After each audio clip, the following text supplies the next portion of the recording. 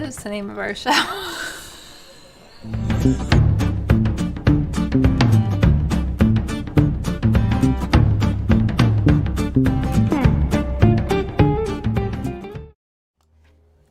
everybody, welcome to The Large Glass. I'm Todd. I'm Terri. And this is our weekly live stream where we bring you a new artist or art-related theme to talk about. Welcome to the show tonight. I see some people are already in the chat. I see Audrey. I see Mom. I see Dave. I see Ben. Jess Park. How's it going?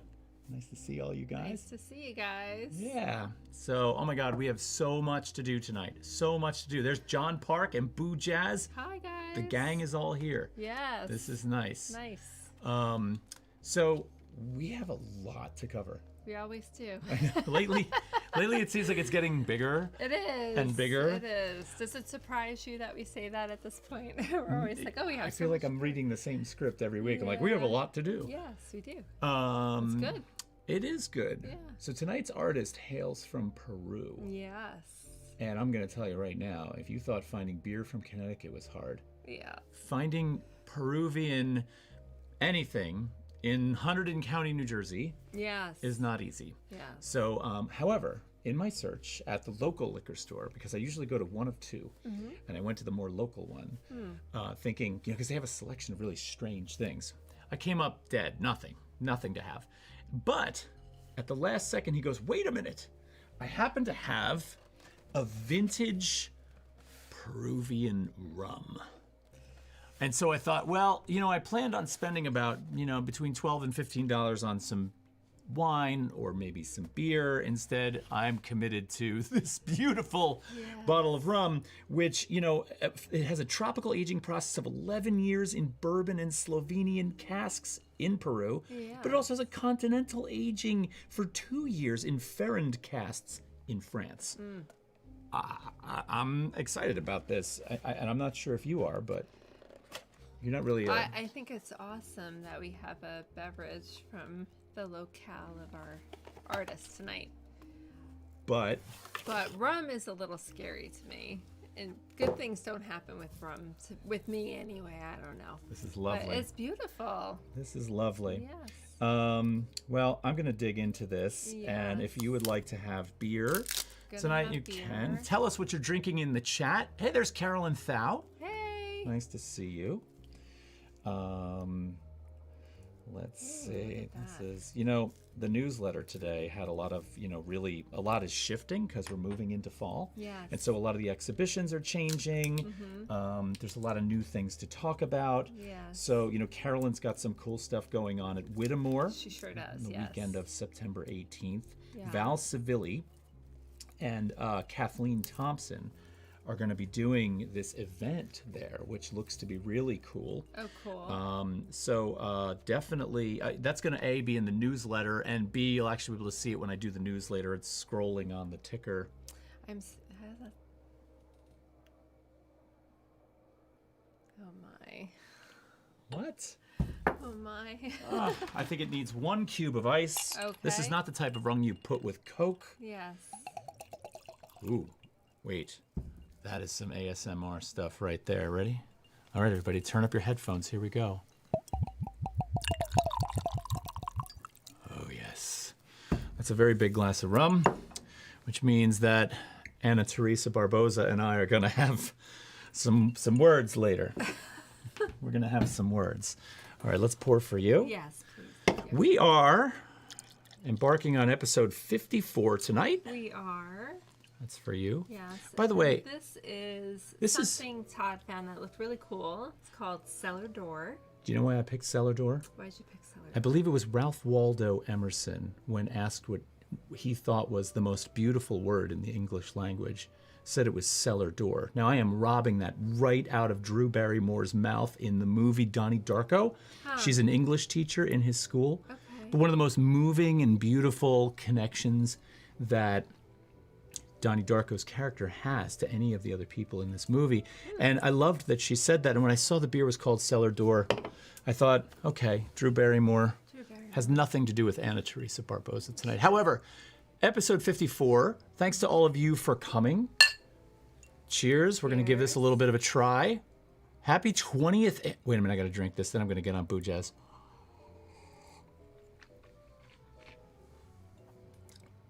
Oh my God, that's amazing. Is it good? Oh yeah. Okay. You want to try it? No. I believe you though. Ooh. Okay. That's good. Okay. I have cool. something I like. Yes. I'm curious to see how you're gonna get. I'm gonna be fine. Yeah. One Good King is here. Hey. One Good King. Nice to see you. to Yo see ho you. ho. Let's see. Ben is like, I'm drinking a rum punch. Hard on the cloves, hard on the cinnamon. Okay. Oh, rum punch. And Boo Jazz is saying, happy 20th anniversary to Donnie Darko. Is it really? Wow. If we didn't have so much to talk about tonight, I would tell my Jake Gyllenhaal story, but I'm not going to tell that.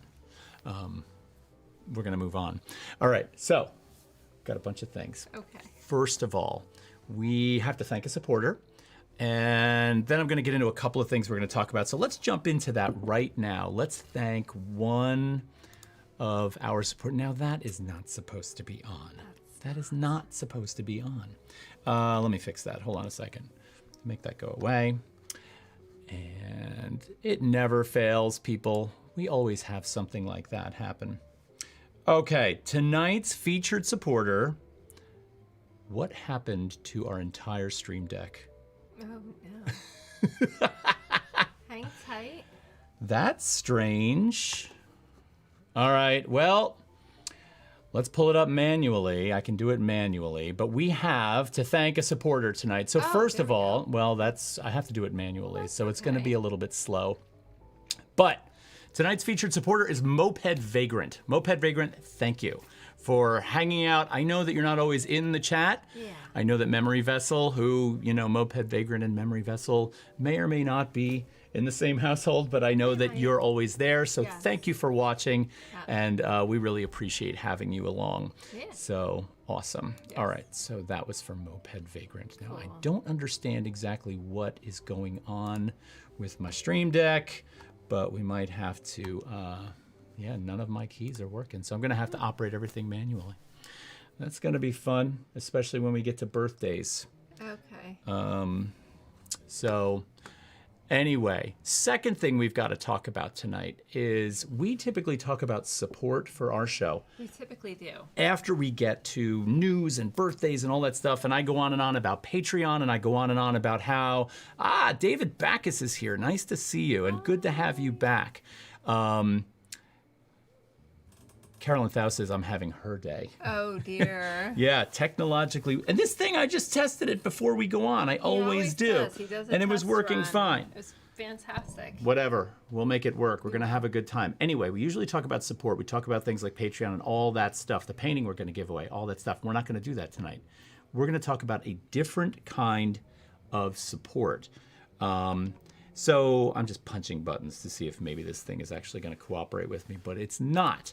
So let's talk about a different kind of support. Wow, this is really going to take me a while to get to. You know what we're going to do? Let's hang out and chat a little bit, and I'm just going to see if I can fix this straight out of the gate. All right, so if I've got that. I didn't realize you could pull it right up. Oh, I can do things. I don't think that's going to help us, though. It's not. I'll be darned. Well, let's quit it and open it back up. This might do the job for us. All right. Anyway, we're going to talk about a different kind of support tonight. So let's pop over there and see if I can make this happen. So first of all... I see the thing all the way on the top. You just scrolled past it. No, don't. I've got it. It's just that I've got things in really, really strange places. So I'm going to have to look for every single one of them. All right, so there's a really special event that happens once every year that I have been involved with in the past, not nearly as much as some of my friends have been, but it's called the Breaking AIDS Ride. It's a cycling ride. It's an endurance ride on bikes that takes place in September of every year. It is a fundraiser to raise money for Housing Works. Housing Works is the largest grassroots AIDS organization in the U.S. Their mission is to end the dual crises of homelessness and AIDS through relentless advocacy, the provision of life-saving services, and entrepreneurial businesses that sustain their efforts. That's taken right from their website, but I didn't want to botch their mission statement because I feel that it's really important. Now, this ride is monumental. Every year, it is usually 300 miles in 3 days, and it runs from Cooperstown, New York, to Manhattan. Now, of course, with the pandemic, a lot of things have changed. I did ride the 300 miles in 2019, and in 2019, they raised $252,000 for Housing Works. This was enormous. Now, each team that rides in this has a goal for raising money. And I'm about to ask you all to kind of head on down to a link I'm going to provide you with, but I'm going to give you incentives. But let me just show you a couple of slides really quickly first. So first of all, when I did it in 2019, we called ourselves Team Califun. We got together, we had a really good time. We took this big old bus from New York City up to Cooperstown. And that's actually me with my friend Dan, who is the captain of the team. And it was a real amazing bonding experience. First of all, 300 miles in 3 days is a very difficult thing to do. And when you're out there, everybody is just behind you, supporting you, yelling at you to go, go, go, go, go. They have fantastic support along the way. It's a beautiful trip. Another friend of mine, Tom, who was on the team, who is, a fantastic rider, really a strong rider. I thought we did a great job on this. We went through Sharon Springs, New York, which is the home of the Beekman brothers and their store. I also got to meet the mayor of Sharon Springs. Everybody was just so receptive to what we were doing and what we were bringing, kind of to the table with this ride. So, of course, halfway to New York City, day 2, a lot of personal rewards along the way. There are beautiful spots on this ride. They really work hard at creating a fantastic route for you to travel. And it felt like the money that we had spent time raising and really pushing to raise was, we were doing something that was hard work, but we were also kind of feeling good about what we did for the cause, what we did for housing work. That hard work is nothing compared to the hard work that the people who suffer with these things every day deal with. So when you thought about that at the end of the day, it made the ride seem a lot better.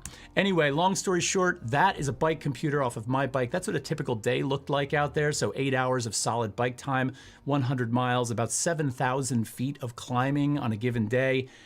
It wasn't easy. So here's what I'm asking for you. I'm going to put a link in the chat to that team's fundraiser page. They are leaving Saturday afternoon. This year's ride is only 1 day, 82 miles. It should not be discounted, though, because it is a difficult thing, and it's really about the cause. So they'll be leaving on Saturday for Cooperstown. Their fundraising will end at that point. So I'm hoping to ask you guys to jump in and donate to them. Now, if you donate $25 or more, we're going to send you one of our new enamel pins that we're just having made. They're not even here yet, and I'm already giving them away. But $25 or more gets you an enamel pin. And if you donate $100 or more, you're going to get a t-shirt from us. All right, so I'm going to pop that link down into the chat right now. And when you see it right there, you can click on that. Now, if Dan gets a donation, he said he's going to text me to let me know that he got one. So he will text me and tell me, and I will thank you personally right here. Anyway, that's enough of that. So I'll remind you later, and I'll put that link in the chat throughout the show.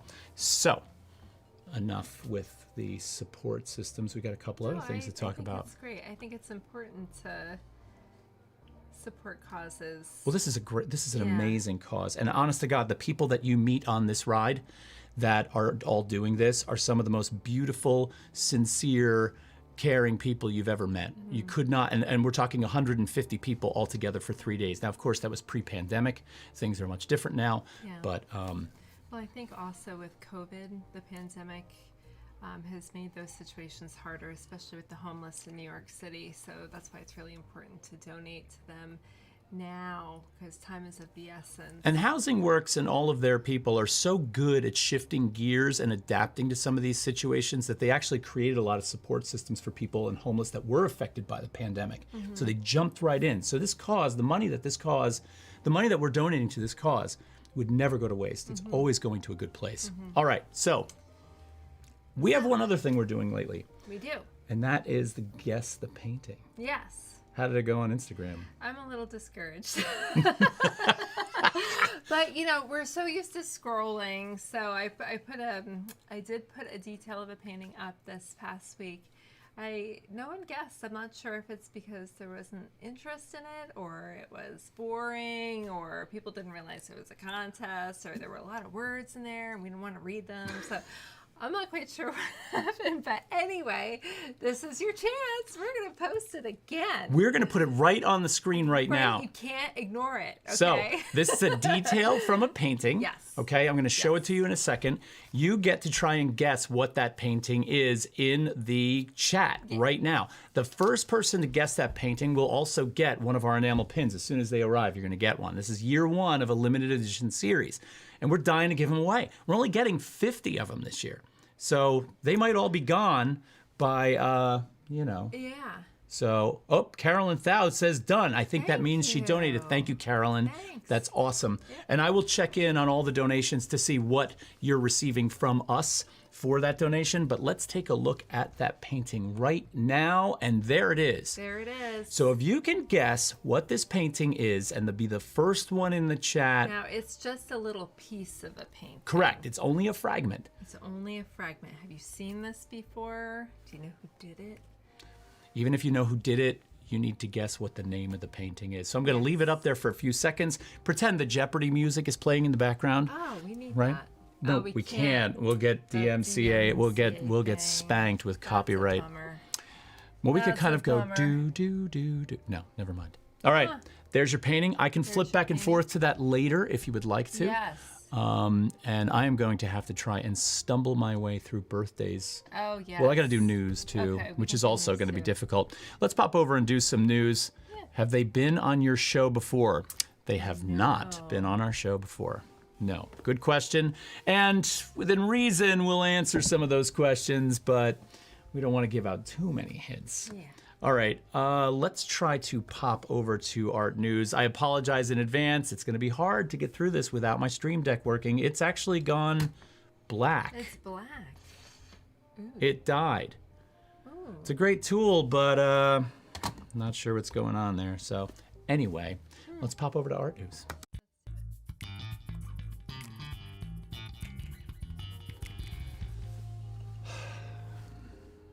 All right, so as usual in the Art News segment, I usually have something that's a little bit dark, something that's not pleasant, and tonight is no exception.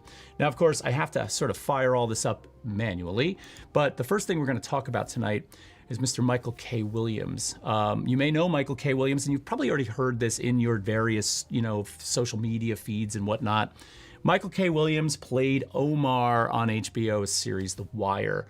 He was a brilliant actor. He passed away this week at the age of 54, way too young. But for those of you who had any experience with some of his talent through any of the shows that he's been on, you know that he was just a beautiful person, brilliant actor, and he will be sorely missed. So, don't want to dwell on that for too long, so let's pop over to the next slide. Now, you also might remember that a long time ago we did a show on Mr. Nick Cave. Ben Hagenbush says Boardwalk Empire. Yes, that's right. So yeah, he's done a number of really awesome things, and it's a bummer that he's gone. But let's look at Mr. Nick Cave for a few seconds. So Nick Cave has a really cool new installation in the New York City subway, which I'm really excited about, actually. So what happened is he was picked to have the entire corridor between Times Square and the Grand Central Terminal. We're talking about 3,200 square feet of wall space, hundreds of linear feet of actual tiled subway space. And they are these big, beautiful glass mosaics embedded in the wall.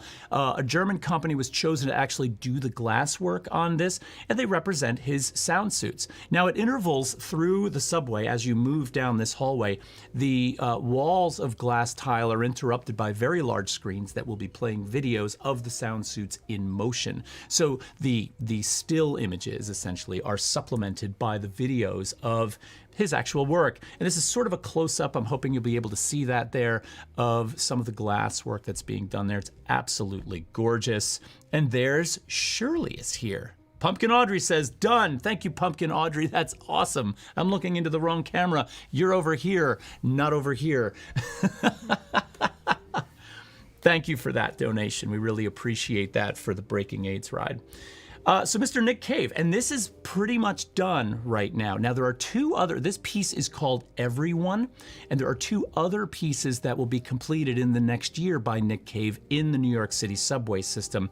But it's gonna take about a year to get those up. But the first one is up, and you can see it if you're brave enough to go into those close quarters with everybody right now. And I think that's going to end our news segment tonight. So for what it's worth, I think those pieces are absolutely worth looking at. Let's pop back over to us, shall we? We shall. Anybody guess that painting? I don't see anybody in there guessing the painting. Too hard. Maybe I should have less Details. That, okay. You know, because I don't even think I could get it if I didn't know what it was. No, because if I back away and you see the whole painting, you'd be like, oh, of course. This is Yes. not an obscure thing. This is it's famous. It's fairly well known. Once you see what it belongs to, you're probably going to be like, oh yeah. Yeah, we didn't go like out into the world of the obscure here. Yeah. So keep thinking about it. Keep thinking. I will say that this, we could drop a couple of hints. Sure. Right? Because nobody's really guessing yet. I know that if Glenn Lavertu was here, he'd be like, bam. I don't know. I have a feeling if Scultore was here, Carolyn Thou wants to know if it's a Rembrandt.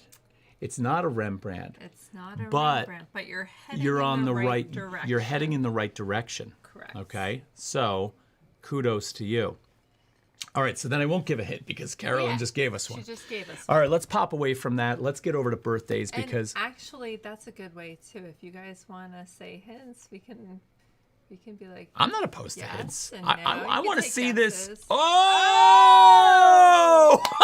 I knew if Glenn Lavertu was here, bam, he'd get it. I know you know this. Who painted it? Of course he knows Yeah, that. but he's got to write it down. It's the rules. Oh, that's the rules? You got to That's have the the artist rules. and the name of the painting? Yes. Oh, I didn't know that. Glenn Lavertu, you're the winner. You're the winner. Lady with an Ermine Yes. by... Duh. He'll get it in He'll get it in there. All right. Nice All job, right. Glenn. Congratulations. very You're going to win nice. one of our enamel pins. Yes. And Do I you will... have the whole image up there? Maybe we can show them what the image looks like. I don't have it handy right now, but I will Okay. get it in a little That's while, okay. and we can All right, no Yep, worries. Leonardo DiCaprio. That's a terrible. He's so talented. That's a terrible joke. All right, so we still Okay. unfortunately have some of the old images up because my stream deck is Oh, currently that's okay. We'll figure it out. busted.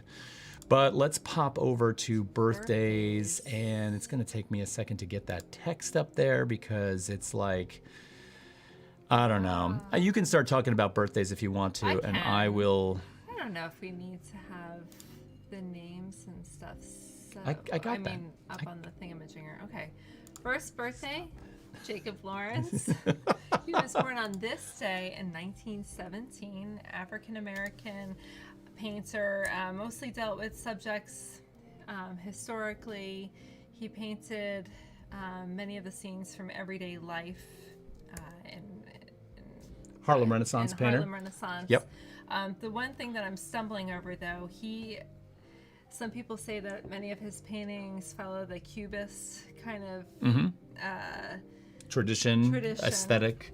correct, but he was really saying that he just painted from his own culture, and it was the colors and the scenes that motivated his painting. Sure, he was aware of Cubism and all of that, but he said that he was truly painting from what he was seeing. So Another cool thing about Jacob Lawrence is he also has a mosaic piece in the New York City subway system. So now he shares sort of real estate with Nick Cave, which is a really Sure. nice kind of connection there. Okay, so next on the list. next, this is Grandma Moses. She was born Anna Mary Robertson Moses, and she was born on this day in 1860.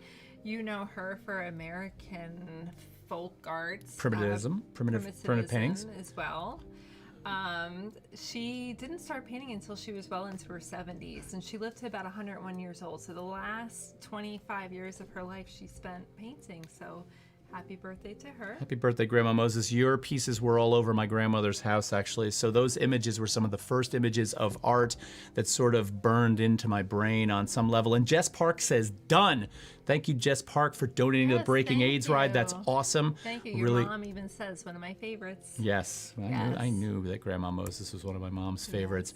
All right, we've got another great one here. Yes, September 9th in 1928, Sol LeWitt was born. He is minimalist, known for conceptual art. So happy birthday to him. Yes, and I've got great He's got lots of stories. Well, I don't have as many stories as some of my friends do, but I That's did true. have the pleasure of meeting Sol LeWitt, and that was actually a really, a great moment for me. And I actually got to see some of the works in his own collection, some of the things he's collected, and I was very fortunate to have that happen. I felt really good about that. All right, moving on. Who is this? This is Ben Shahn. I love Ben Shahn. He was born on September 12th, 1898. He was a Lithuanian-born American, painting, illustration, photography, writing. He was very much into social realism. He actually took on politics at a very young age. He can remember doing political things and being very outspoken from the time that he was a child.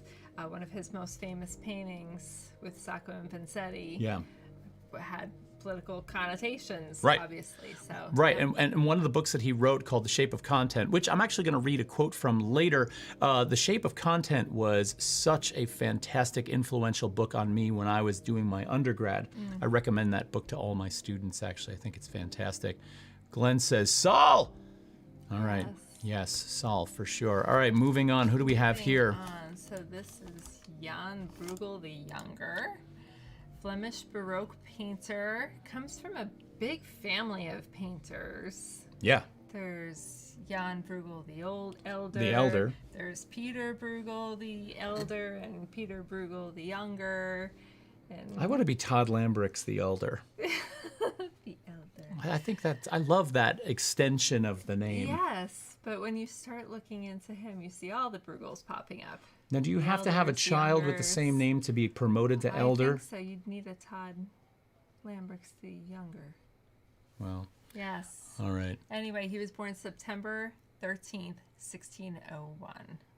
And he helped to carry on his father's painting style. Yes, yes. So happy birthday to him. And Dan is texting in all of these donations that are coming into the Breaking AIDS ride, which is awesome. So thank you for that.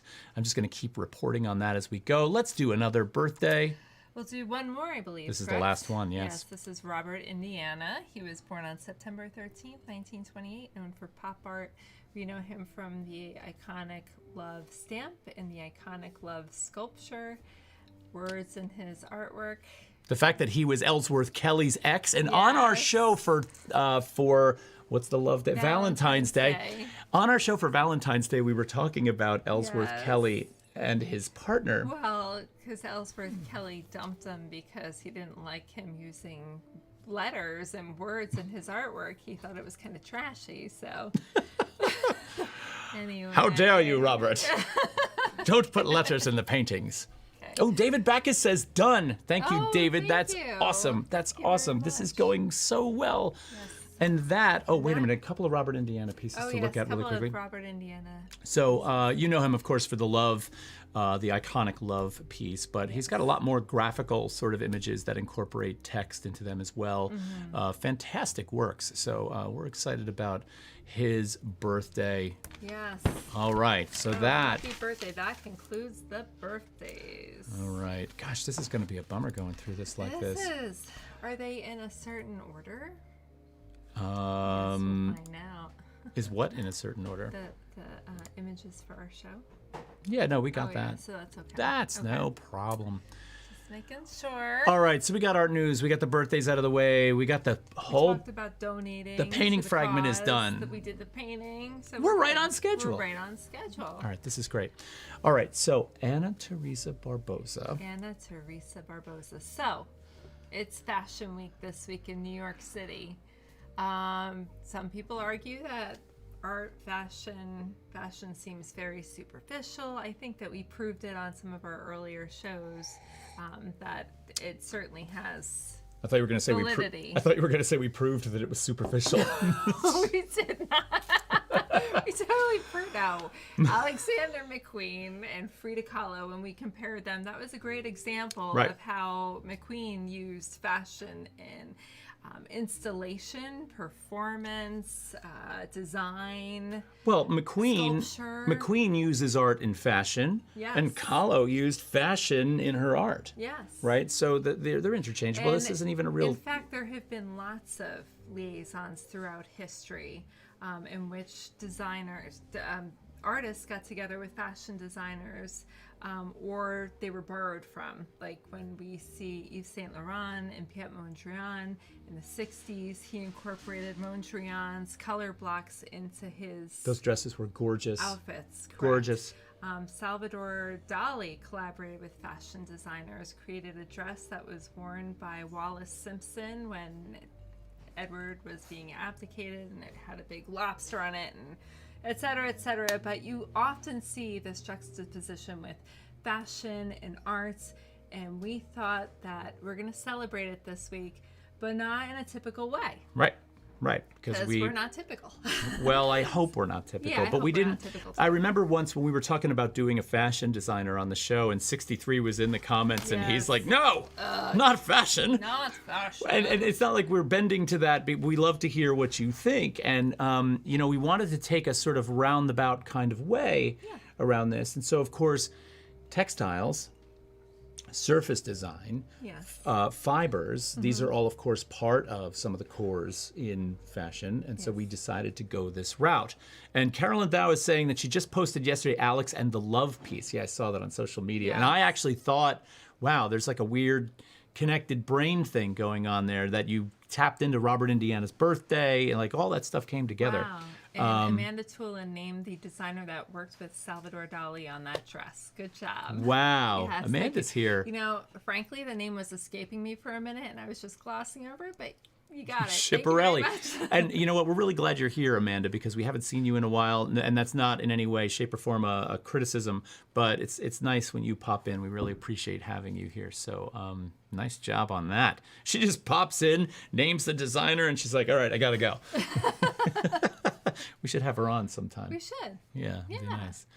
Okay, so why don't we get over and get down to business here, and let's start talking about her. So we're going to start, and sure as anything goes, I'm, of course, on the absolute. This is not the image. This is the image. All right, so we're starting in a weird place with Ana Teresa Barboza's work. And so one of the nice things about this is we've consolidated the work. Okay, so if you are to look her up and go on her website, I want you to realize that there's a lot of things that'll be missing from tonight's presentation, but we really wanted to kind of bring it into focus a little bit and focus on maybe 2 or 3 main areas. Okay. So I can tell you the website that you can look on too. We could probably pull up her name so that you can see how to spell it. But her name is Ana Teresa Barboza, and her website is all one word, anateresabarboza.com. It has her entire portfolio, and you can really see the progression where she started. She was born in Lima, Peru in 1980. She actually went to school for painting. She went to Pontifical Catholic University of Peru. She took several pattern making courses thereafter in Paris and both in Lima. When she graduated, she began working in fashion to kind of make ends meet. She was designing clothing for different companies. She was kind of doing some groundwork, and she fell in love with the way that the fabric and the textiles felt in her hands. Her earlier influences came from playing with fabric and notions and sewing and working with her hands as a young child. She remembers her grandmother always working with her hands. She did allude to going to the feminine arts, her words. And she always just appreciated working with that. She loves the way it feels, and she just kind of let her art segue into that. Right. And I really can relate on a personal level to this notion of starting in one place and moving to another through the tactility of a thing, which is one of the reasons why I encourage my students to really get to work with their hands right away. Because, when you begin to activate those hands and feel surfaces, feel materials, you really have no idea. You think you know where you want to go, but then you shift gears. And I love the way her work shifts a couple of times through her career, which I think is really beautiful. It does.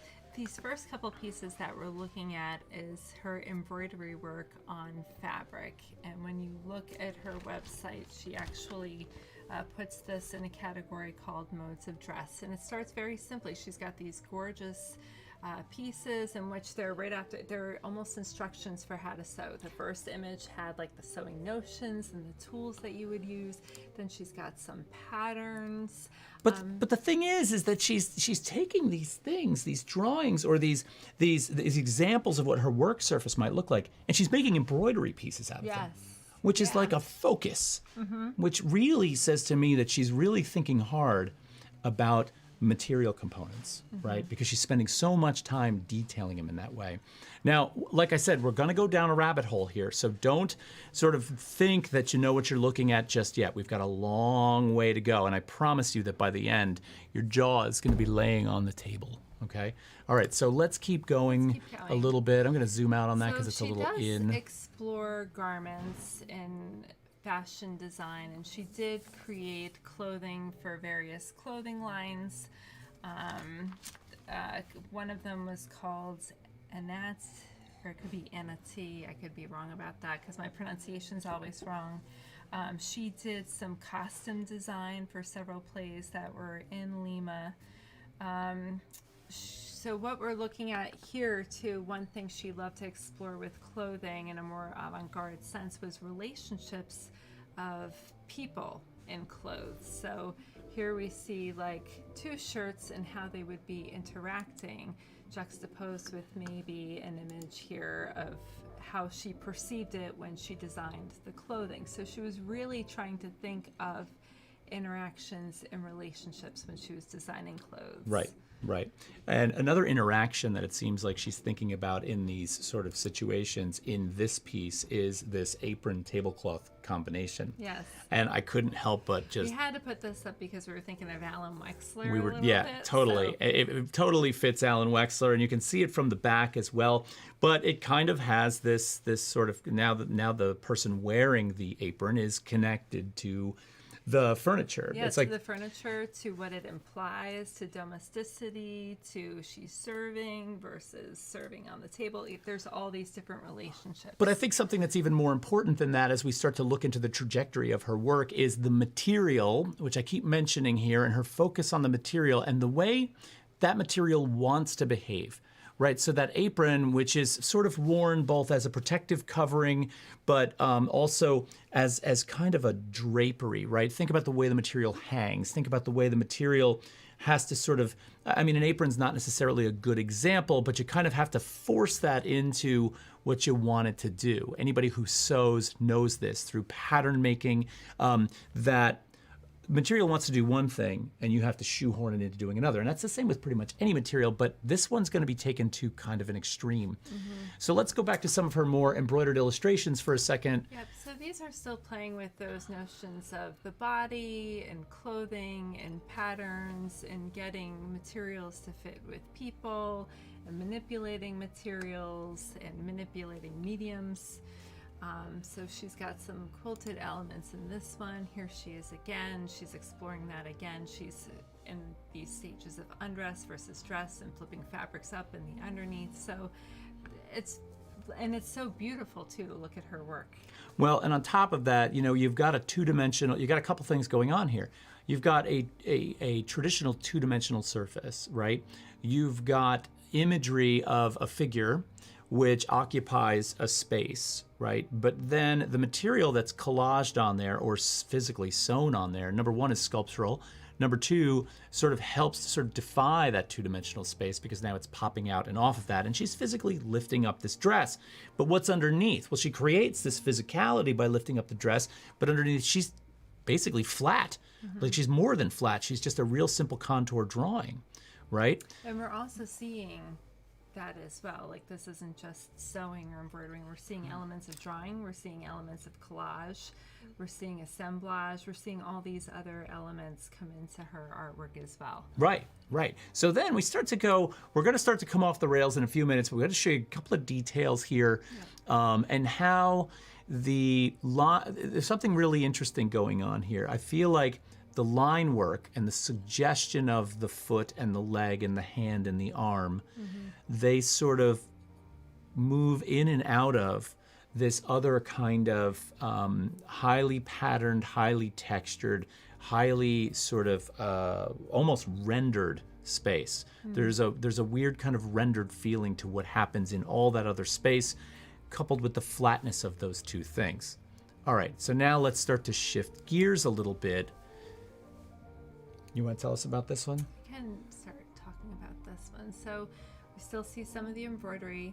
She does start incorporating different elements like photo transfer into her work. And she starts using photography and she starts thinking about the image, what it represents, the physical act of stitching, demonstrating stitching, suturing, putting things together, stitching them together. You see her using the embroidery thread and the fabric, and all of these things kind of coming together a little bit. Right. And so what's not happening here is this is not her sewing onto her body, right? It's a photo transfer, so it makes it seem like, and there's kind of this connection between. Now these are, though, if you look closely, they are self-portraits. Oh, I didn't know that. Yeah, I started realizing that when I was going down, and I was like, that's her. So some of them, like, and there are other images of other people, but I did notice that some of them are her Right. as well. So. But there's notions of the drawn element on the figure. There's notions of a kind of tattooing. All these things that you mentioned,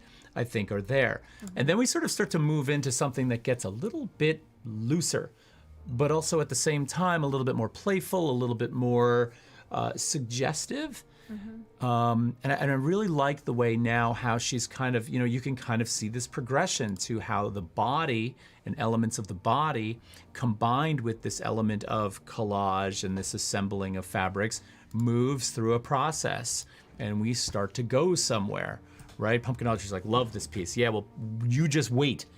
You just wait. So we've got this photo, and we've got this kind of interesting take on embroidery, but not in the neat, crafty kind of way, in more of a loose way that still considers the material component.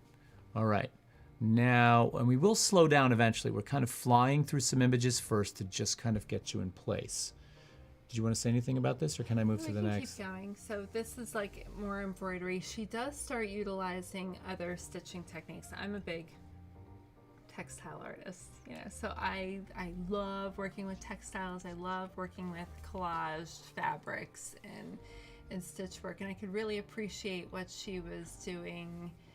I'd love to take a class with her one day to like learn a little bit more about it. Let's go to Peru. Let's go to Peru. Let's do it.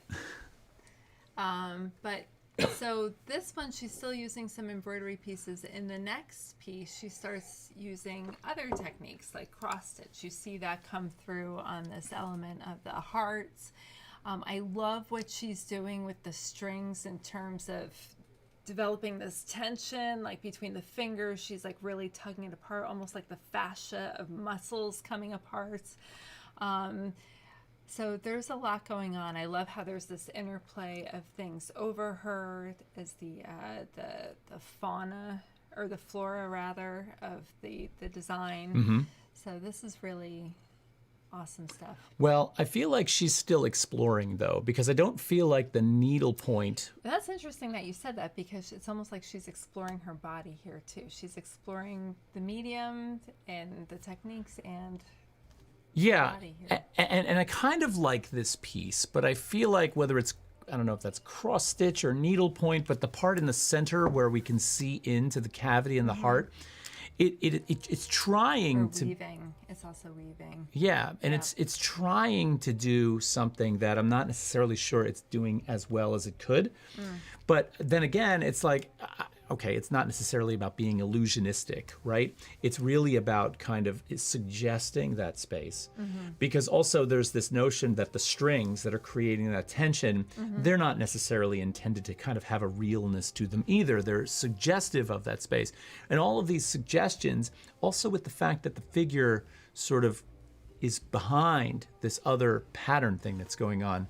It's interesting, but I think she gets better at it. That's my point. I think down the road, things really start to get incredible. Now this one, you see more of the sculptural elements coming through, because with some of the organs that are rendered, like with the intestines coming out, there's more of a molding to them. It's almost like a felted fiber over them. Some of the organs too, because it's such an organic process, these strings and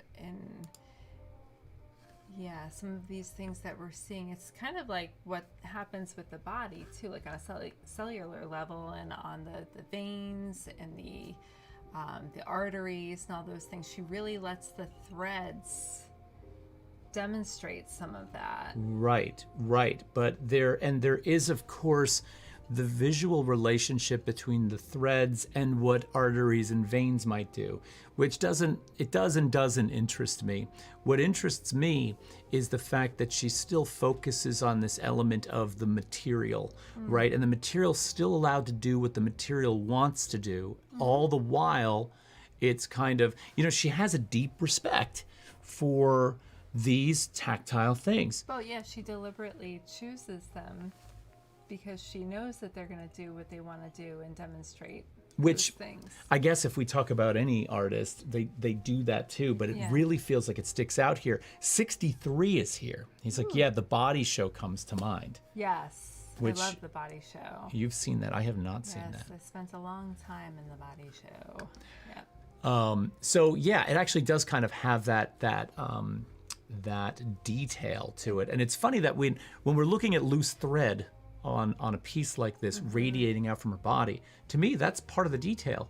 But at the same time, it's also part of the abstraction, right? It takes away from some of the detail. So Mom says it looks like trapunto. Mom, explain, because I know you know what that trapunto is, but I don't think everybody understands what trapunto is. So take a few seconds to type up what that is, because that's a good reference. Also, if you look at the skin and the fat, it's some lace going on there. So it's really mimicking some of like the adipose tissue underneath. Like she's really cognizant. The what? Like fat tissue, like that layer of fat underneath. I know you don't typically see it up here, but it gives you that fleshy feeling. Usually you see it on the stomach and Right, and that's kind of like what she's stretching out there. She's pulling, right? yeah. It's really both beautiful and grotesque at the same time. Yes. Fabric is added and it is stuffed from behind and then top stitched. It's exactly what's going on. It's exactly what's going on. And if you didn't think that was present here, check it out here, because that's definitely going on in this piece, which looks like it's built onto and into a mattress.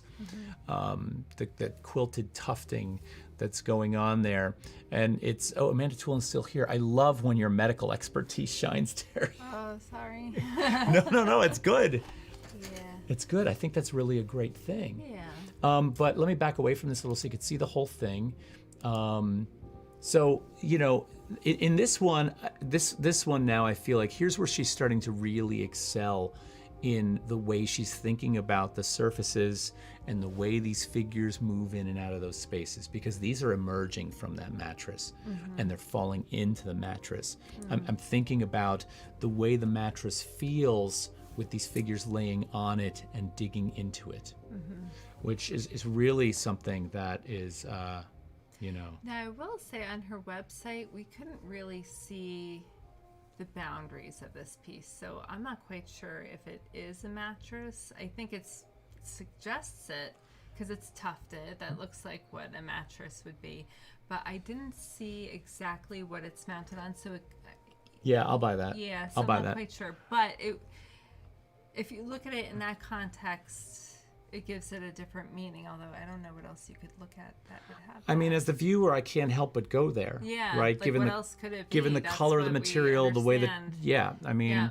I mean, it's definitely got that feeling to it. And Amanda's saying genuinely she loves learning things, so she's referring to the, your medical expertise. And in this, this is a good place for it, right? So 63 says, sorry to do this, and we hate it, but there seems to be Ana Mendieta references. Ana Mendieta. I'm not familiar with this. Let me look her up real quick. 63, just because once I said something about that, it doesn't mean we can't do it. I actually think it's always helpful to pull in other references to look at. So I have a feeling your apology comes on the heels of me saying, I don't like to do this, but that's me. And Oh, well, maybe. you got her up there? I do. This is her stuff Oh, here. I can see the connection. I kind of see it. I can see the connection because there's this kind of there's a real interesting, Performance. but there's a play with the body, right? That kind There of has this. It's not brutality, but there's a discomfort around it. Yeah, and there's a curiousness to it. Like she's exploring what she looks like if she does certain things to herself. Like For example, the artist seems to be using a plane of glass and she's pushing her face up to it, and it's like she's smearing it across, and that's the image right there. That's one example. Another example is she uses some kind of red medium in certain places on her face, and it suggests something violent.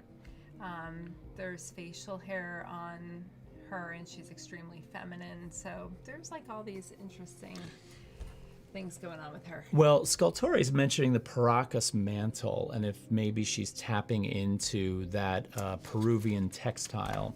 She did have some influences. Louise Bourgeois was one.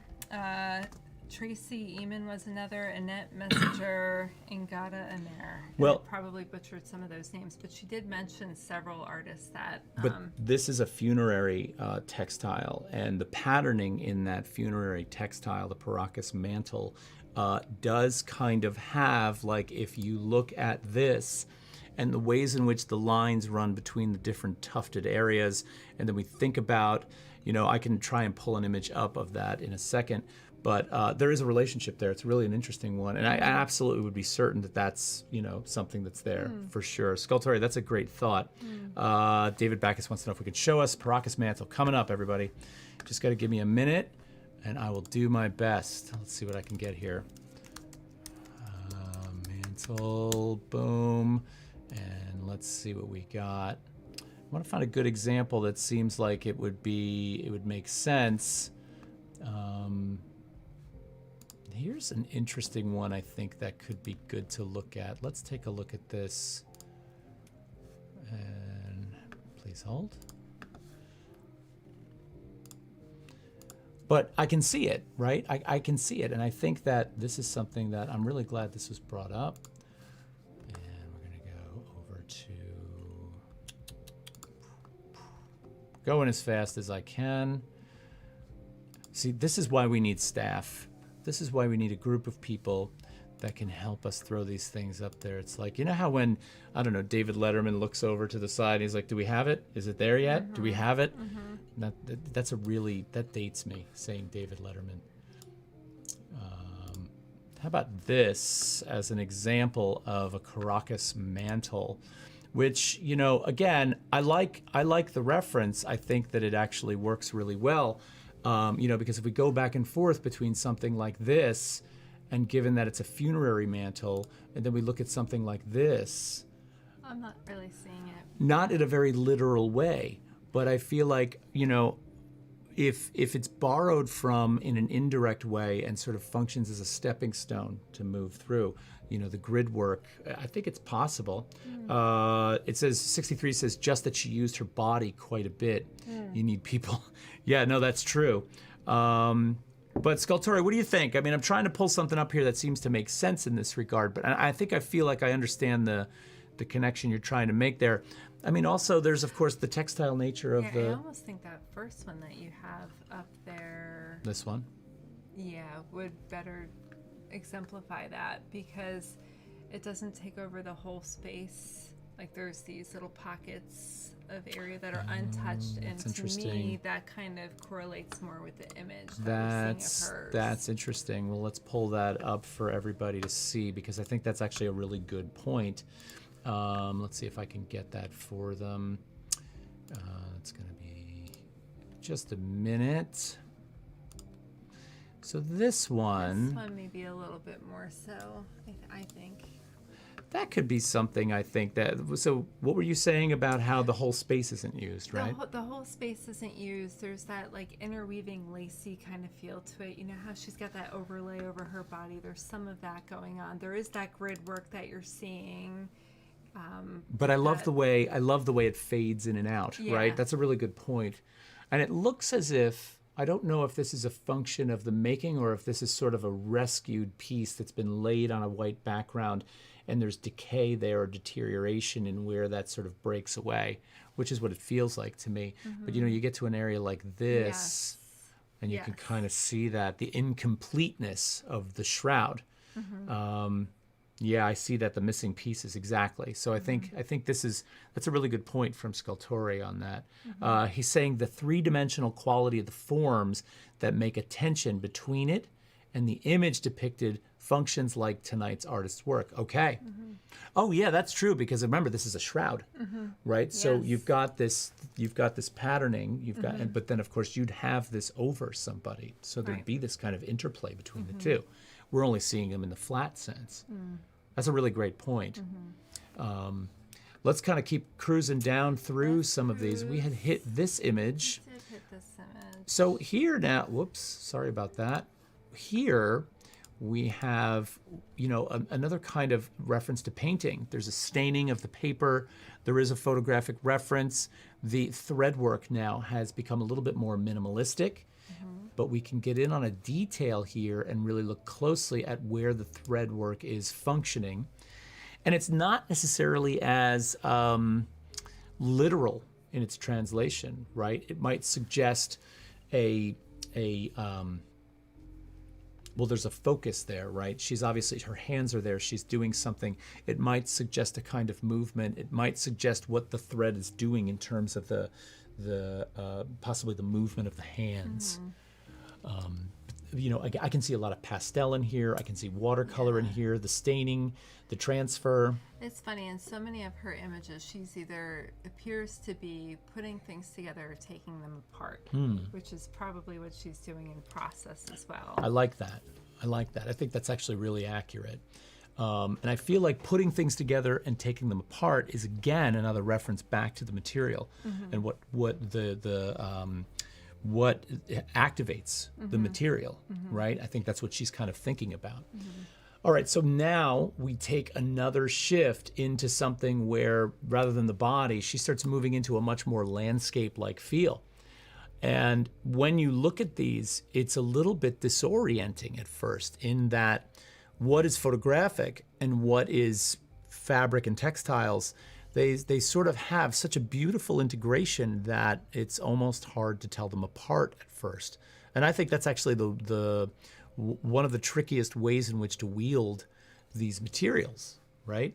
So if I start to pop in on this, I mean, right now this kind of looks, you can see the thread work hanging down, but then we start to get in a little bit closer. And the way in which the vine leaves on this tree interact with this kind of textural fabric work is really beautiful. It's really quite fascinating. The way in the upper left corner of that image, you can see a photo transfer of some trees in a mist, and the way that green spills out into the canvas, almost weirdly redimensionalizing that whole space in such a strange kind of way. I love that. As she progresses through her career, she does go back to more organic roots. Like, she's fascinated by plant processes. She does a lot of work now with ecology as well in her textiles. She liked how certain materials emulated plant processes, and how like a single fiber could be the origin or a root, and then it just kind of takes over, right, and spreads forth much like it would in a plant. Well, what's interesting to me about that is it kind of has a connection to what paint's job is. Paint's job, paint has several possible jobs, right? Paint can be used to manipulate the eye into thinking something's there that's not there. So realism, right? But paint can also function as paint, right? In certain types of abstraction, you look at Pollock, you look at, Terry Winters, you look at the way paint kind of accumulates on a canvas and becomes its own thing. And then there's that interesting world where the two come together, right? And paint is doing something illusionistic, but at the same time lives as this physical object. And her textile work, this thread work, does that. It kind of moves in and out of a very realistic visual space, and then becomes a root system. But it does it seamlessly. It doesn't do it in a way that suggests a kind of weird, crafty kind of intention. It does it with a looseness that says, no, this is the nature of the material. And if you just let the material do what it's supposed to do, it goes back to its roots. Sorry about the pun. No, but it's true. It kind of does that in a very interesting kind of way. Yes. So I actually love the pixelization that you get with the thread. Yeah, 63, that's a really good point. And if I scroll in a little bit to some of these areas, you know, you can really get a sense of that. Also, the fact that the photograph in this case cuts away and there's a weird drop shadow that exists behind the thread work on the wall. All right, see, we can't see it here. We can see it on our... No, it wasn't. Yeah, I wasn't talking about that though. But here, I'll pull it up here. So it does sit off the wall a bit, right? And that distance that it's hanging off the wall, when we get to that opening in the sky, I see. Yes. now creates this other physical dimensionality to the piece. Yeah, the combo is great, 63 is saying, and it is. And then on top of that, there's this texture that begins to accumulate, and then it dives back in behind the photo again. So she's got a really good sense of how the flatness of the photo, the dimensionality of the thread work, the knotting, the space behind, the drop shadow, this kind of diffused, misty kind of space even plays into that. There's a softness to that contrasts the thread, and it's just, it's really striking. It's really striking. All those contrasts come together in such a beautiful way. Let's pop through a couple more of these. This is a detail of that piece. I was just zoomed in on that, but I had an extra detail in case. Here's another one, a little bit more literal with a waterfall racing down a hillside. A lot of plant life around that waterfall, and you can kind of see where it begins to come together. This is a bad resolution image, so you're seeing pixelization that is not threads. It's just a bad photo. Let's try this one on for size. This might be a better example. And I think the examples and the way I have them lined up are going to do this better and better and better, just in terms of how she is making choices. But 63's comment about texture in this one, I think, starts to show itself off, right? Because the groundwork, as it comes out from underneath that tree and becomes fabric, has this kind of granular thing to it. So it enhances the photo in a weird kind of way, right? I mean, the photo's doing a thing. The photo's doing this kind of illusionistic thing, and it's saying there's space there. But then the thread work is doing an illusionistic thing by having a little bit of shadow underneath the way certain threads pile up, you know, and pill and say, yeah, there's a rock there, but there's not a rock there. And I mean, that whole trickery thing is kind of one game, right? But at the same time, this is an integrated kind of material into a photo that's I'm not used to seeing, and it's really interesting to me in that kind of newness. It does mess with one's reality, which is it does. And here's another example where it gets even better. Look at the way this beach line just off this watered area just rolls into this kind of stratification of the underground, right? In a very cool kind of way. So, you know, and then she's got these two separated panels. So she's making some really cool choices, and I'm not letting you talk at all. No, it's fine. It's the Peruvian rum. It's the Peruvian rum, yes. No, I think this is, it's interesting because it really is all fibers. It starts off very simple with just the thread or the yarn, and then even if you work your way up, like in the stratification that you're seeing, like the literal stratification, and how it gets more and more complex because now she's starting to weave it together and it's getting closer, and she's incorporating color. Normally she does a lot of natural based dyes, which is something she's passionate about, but she also uses synthetic fibers and stuff like that. But then it starts getting into a denser fiber, and then you start seeing the articulation of paper or canvas, and then the pigments of the photograph, so it becomes more and more Ooh, I love that.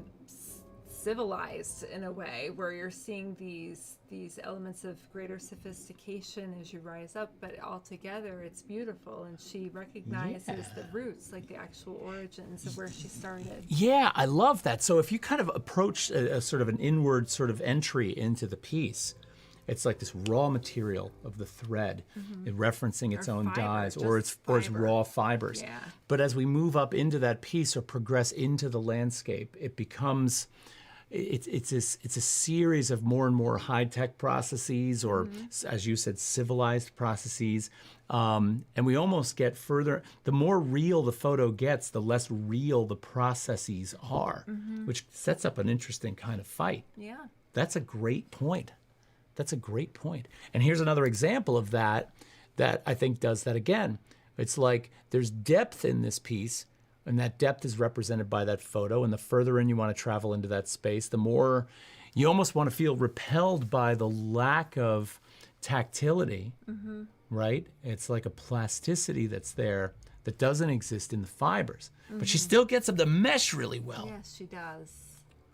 Ben says, watching this episode tonight now opened a door of new ideas for me, and we have done our job. Yes. Everybody take care. We'll see you next. No, I'm just kidding. I love that. I love hearing that sort of thing. Why don't we look at this? We're going to start We're gonna into this series. Shift the gear again. Yes. What do we got going on here? So, this is from her series called Unweave the Image. She's fantastic two-dimensional artist as well. She does do a lot of sketching and keeps a sketchbook prior to doing some of her projects. So this is actually an ink drawing of one of her installation pieces. And same thing, she's looking at textiles and how they weave together and how they form these gorgeous forms, some that we recognize in domestic situations, such as baskets.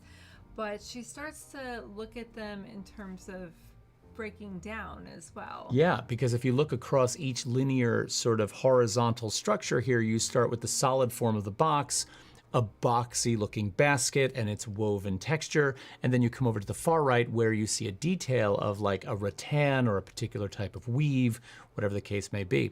And so there's this kind of deconstruction thing happening here, or maybe just a detailed look of forms and the ways in which those forms might be constructed in a given situation.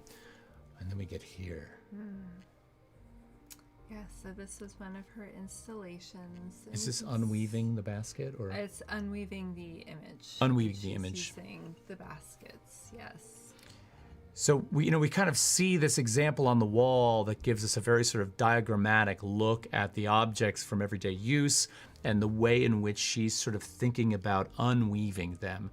And then on the floor, we kind of see this example where the traditional basket itself is now sort of both woven into the floor or woven into the tapestry, but at the same time appears to be unwoven in the way in which these things are starting to sort of come apart. And it's also looking at relationships to other forms, and it starts weaving into them as well. Like we saw that with her clothing when she was exploring relationships with the different shirts, like how they were together and how she put them together. Yeah. We kind of see that here too. We're seeing how she's looking at this basket and this basket and meshing the relationships together, trying to figure out where they are. Right. I love that, actually. And especially with those garments and the way two people sort of have that relationship and they're held in by that garment. There is this notion of the space between two people that's joined. In the apron piece that's over the table, there's the notion of the space between a person and an object joined. In this case, there's the notion between a vessel and the surface. Yes. Both, it is sort of in the same vein. Like we can see the influences from her earlier work that are coming out here. And at the same time now she's thinking about this in a much newer way that relates back to the fiber pieces we just looked at and thinking about how those threads hang down from the developed image into the raw material, which almost appears to be happening in these examples, which I love. Yes. And when you think about where these fibers come from, like baskets, like you think of them, growing in a field, or the straws and the haze, and here we are, we're on the grounds, and I almost want this installed outside wouldn't rather that than be- inside the gallery. Actually, that would be really cool to see this in a field, like an on-field. Right. I know it's not her intention or anything, but that would be a really neat idea. And maybe it's too much for the Yes. piece. I don't know, but and then we start to kind of see these really interesting integrations of the weaving work into Yeah, and she's also looking at like how other fibers relate to each other, like wood and straws. Like there's some shared properties with them, and she starts joining them together and breaking them apart as well. Because you could really fray wood down to splinters. Well, you and can have a similar. Totally. But then if you think about this piece in relation to what we saw in this drawing, and you think about, if you look at the center row of the 5, you think about that box, and then you think about the basket after it, and then you think about the weave, right? And then we come to something like this, and it's almost like now she's sort of taking the middleman out, and she's going straight to the origin form on some level, and looking at that in a broken sort of way. And so it adds another layer. Also, just from a sculpture standpoint, I love so much how these two things have a language with one another. The way in which that weave perfectly intersects that log as if it was meant to be there. There's almost like it's almost like holding hands, right? These two completely different things, similar but different. They're embracing. It's really quite nice. There's another detail right here, and you can see how well that sort of fits in there. It doesn't necessarily grapple onto the outside and grow on the outside of it. It's almost symbiotic in a weird kind of way. It is, because it's not trying too hard or anything. It has a very organic feel to it. Like it feels natural. Yeah. And I feel like, they almost have material envy of each other, right? One wants to be the other. I like how she's also cautious of the lines around the knots in the wood too, with these fibers too, because she's kind of embracing them a little bit with that. Wait, say that one more time. I'm sorry, I didn't hear that. I said the basketry weave is kind of going around the knots and framing them a little bit, so she's very cognizant of the form within the wood. Yeah, and One Good King is mentioning kintsugi, which I'm hoping I'm pronouncing that correctly, and I believe that is the art of repairing something that has been broken, like in a ceramic vessel, where typically it's done to accentuate the break line. Kintsugi, yeah. Okay, so there is a Japanese tradition of when a ceramic vessel breaks, for example, like a plate.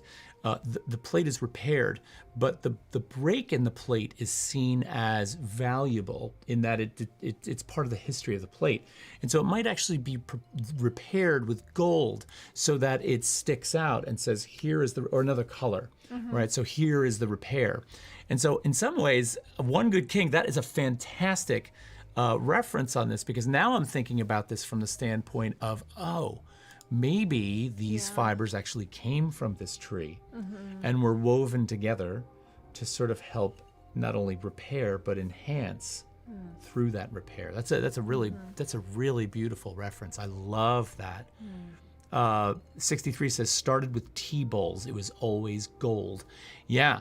And it makes sense with the gold, right? Because what better than to add value to the break? Precious. A preciousness, exactly. I love the act of that, actually. There's something great. Now I'm cycling on the whole kintsugi thing. That's a great point. It is. Let's look at one more piece. Now remember, if you go to Ana Teresa Barboza's website and start to look through some of her projects. Yeah, we're not going to cover everything tonight. And not. She's doing some really amazing projects and installations with ecology and water, and she had this fantastic installation with fiber, and she created a whole little ecosystem in a room and harvesting rainwater and filtering rainwater. We're not going to put it up here because it kind of goes a little way too out of our scope that we're setting up for the show tonight, but you have to check her out. She's awesome. And find her on Instagram, give her a follow, and look at what she's doing. She's got so much stuff going on. Do you remember the name of this piece? I don't. Okay, that's okay. This piece, I feel, if we were talking about stratification layers, if we were talking about an earthen material of sorts, I feel like this piece to me really works really quite well. So what you have here is a glass shelf, and you have, you're going to pull this up, I know, at some point, but it's going to take a little bit of time. She has her website is in Spanish, and I have to keep flipping back and forth between the translations. So it's just it's a little time consuming to get it up right away. But I'm going to keep working on it. At first, I felt like this had some kind of relationship to some kind of rock, some kind of stratified rock layer, and it's almost as if there's this kind of, maybe it's petrified wood, but there's this impossibility now where one of those thin stratified layers sort of rolls out of that space and begins to unravel as we move across the shelf, ultimately, of course, ending in the fiber. And so almost from a linear read kind of standpoint, yeah, 63, you're like, is that rock? I think it is, but She does use different types of stone in some of her work. I wanted to see if we could find the exact I know, kind. It's going to take me a while. Terry's digging. She's digging. I think she used soapstone in some of them, but I have to find it. Okay.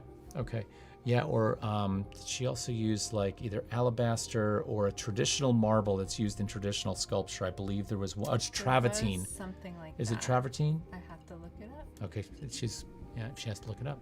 I think it's travertine.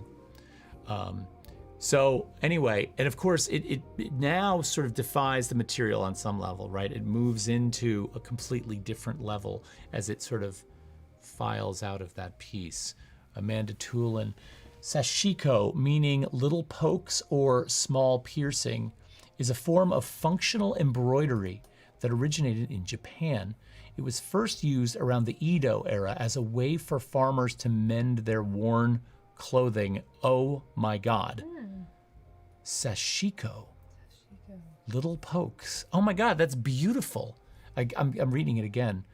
Functional embroidery. So I guess that, because embroidery can have a really sort of strong utilitarian kind of, I guess as a repair that would work really well. Leave it to the Japanese. Yes, of course.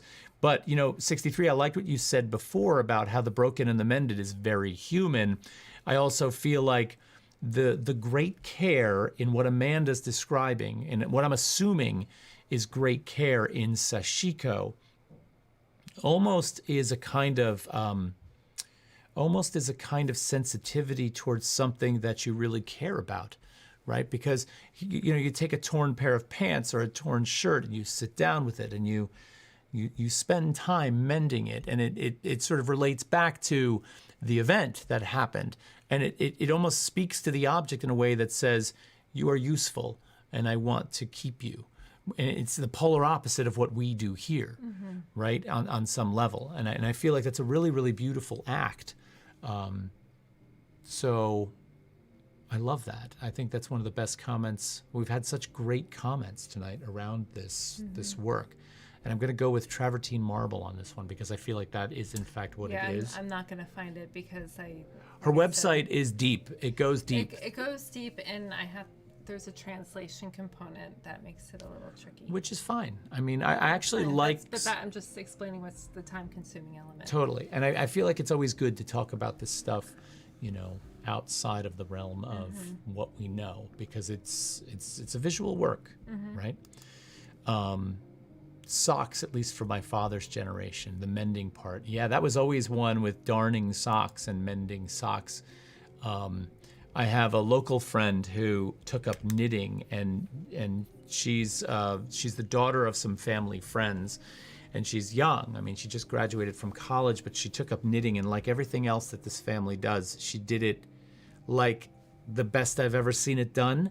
And she had this Instagram where she was showing off her knitting, and I said, oh my God, can I trade you a piece of art for a pair of socks? And a couple weeks later, I got the most mind-blowing pair of socks from her, complete with a little note talking about, where the material came from. And I was just like, oh my God, I still haven't, I put them on once, and I'm afraid to put them on. Yeah. But it's the type of thing that if anything ever happened to that, I would absolutely sit down. I know, they're not replaceable, so it makes it You have difficult. to. Yeah. John Park says, wabi-sabi for artists, designers, poets, and philosophers. Since I mentioned wabi-sabi, I feel like I have to throw in this book recommendation. It's really great, a little off topic. Okay. Definitely going to look that up. Pumpkin Audrey knows who I'm talking about with the knitter. Okay, I have a quote to end tonight on that I wanted to read, and it's from Ben Shahn, and it's not exactly a quote in that it's a one-liner, but I've got a passage. Let's call it a passage. I'm going to read a passage from Ben Shahn's The Shape of Content. I have had this book for a very long time. The edges of the paper are yellow. I've probably had this book for 30 years, 25 or 30 years. All right, and the passage is on nonconformity. This is actually kind of amusing to some level, but hear me out. The artist is likely to be looked upon with some uneasiness by the more conservative members of society. He seems a little unpredictable. Who knows but that he may arrive for dinner in a red shirt, God forbid, appear unexpectedly bearded, offer freely unsolicited advice, or even ship off one of his ears to some unwilling recipient. However glorious the history of art, the history of artists is quite another matter. And in any well-ordered household, the very thought that one of the young may turn out to be an artist can be a cause for general alarm. It may be a point of great pride to have a Van Gogh on the living room wall, but the prospect of having Van Gogh himself in the living room would put a good many devoted to art lovers to rout. A great deal of the uneasiness about artists is based upon fiction. A great deal of it is also founded upon a real nonconformity, which artists do follow, and which they sometimes deliberately exaggerate, but which seems nevertheless to be innate in art. I do not mean to imply that every artist is a nonconformist, or even that most artists are nonconformists. I dare say that if we could somehow secure the total record of it, it would show that an enormous majority of painters, sculptors, and even etchers have been impeccably correct in every detail of their behavior. Unfortunately, however, most of these artists have been forgotten. There seems to have been nothing about them, or even about their work, actually, that was able to capture the world's attention or affection. Who knows? Perhaps they were too right or too correct, but in any case, we hardly remember them or know who they were. The takeaway from this is, you gotta fuck shit up. You do. You need to misbehave. And I think that that's really important. The people that behave too well have sort of been forgotten. We need to uphold our image as making a certain unease around people because we're unpredictable. Am I unpredictable? Actually, you're very predictable. I'm thinking the Carters. The Carters are well-mannered people that do a lot of good in the world, and but this isn't a political thing or there's. That was the wrong answer, Terri. Sorry. I'm not conforming to your expectations. I have a driving urge to do something incredibly unpredictable right now. But for the sake of our Twitch channel and not wanting to get banned, I won't. Okay. Oh my. I'm kind of bummed that I never found that title for that. Oh, that's okay. That's there. okay. Yeah. So Ana Teresa Barboza, Yes. get to know her work. Oh my gosh. We love And her. We barely scratched the surface. She has so many other fantastic pieces out there. Yeah, definitely dig into that. Yeah. I am just looking up one quick thing before Is that we her are. Instagram that you're looking at? No, I'm not looking up her Instagram. So for next week's show, we have our very own, live in the chat room, winner of the enamel pin on Lady with an Ermine, Glenn Lavertu, is going to be on. He is having an exhibition in Connecticut called Internal Ballistics. I'm going to be traveling to Connecticut to actually do an interview with him in the gallery where I can show you the work in this show, and then we're going to come on and talk about it. It's going to be fun. Yeah. I think it's going to be fun. It's going to be a little controversial, and I think that's okay. I think that's good. I think that's good. Shake things up a little. We're going to shake it up. Yeah. All right. I have read my passage. You have. I have drunk my Peruvian rum. You have. Good stuff. Yes. Come on over. Let's have some. All right, everybody. Thanks for watching episode 54. We look forward to seeing you next week. And have a great week. All right. Yes. Cheers, everybody. Cheers. Now I got to find that button again.